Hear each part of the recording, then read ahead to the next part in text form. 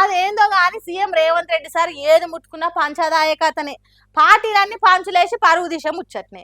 మొన్ననే హెచ్సియుల భూముల తెరవచ్చి బూతులు తిట్టించుకున్నాడు పాపం.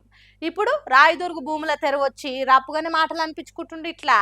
ఆ జాగల వేలం ముచ్చట మీద హరీష్ రావు సార్ అరుచుకుంటా ఏమన్నాడంటే, లేని పంచాదుల్ని నెత్తి మీద వేసుకుంటా రోజుకో పర్సన్ ముంగటేసుకున్నట్ల ముఖ్యమంత్రి సార్ను మించిన లేరు పోరి. భూముల వేలం పేరు మీద మళ్ళా అచ్చింతలు వేయించుకుంటా హరీష్ రావు సార్తో నరుచుకునే దాకా తెచ్చుకున్నాడు ఇట్లా. రాయదుర్గు భూముల వేలాన్ని ఎంబటే ఆపేయాలని సీఎం రేవంత్ రెడ్డికి బహిరంగ లేఖ అనుకుంటా పాయింట్ టు పాయింట్ రాసి ఎక్స్ లేకెక్కిచ్చిండు హరీష్ రావు ఇట్లా.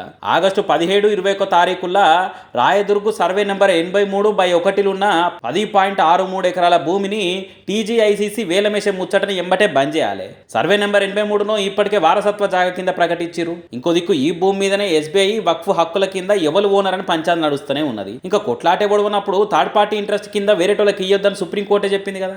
అయినా రేవంత్ రెడ్డి గారు 2020లో తమరే కదా ఈ రాయదుర్గు భూములకు రక్షణ కల్పించాలని కోర్టు దాకా వేయరు.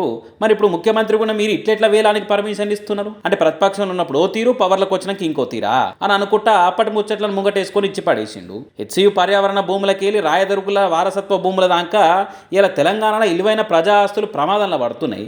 సర్కార్ అన్నిటికంటే ముందుగా ఈ భూమికి చట్టపరంగా ఓనర్ ఎవరు అనేది డిసైడ్ చేయాలి. వారసత్వ భూముల్ని బరాబర్ కాపాడాలనుకుంటా డిమాండ్ చేసిండు. మరి ప్రతిపక్ష లీడర్లతో పంచలేయించుకున్నాకన్నా సీఎం సార్ తీరేమన్నా మారుతుందో చూడాలిగా.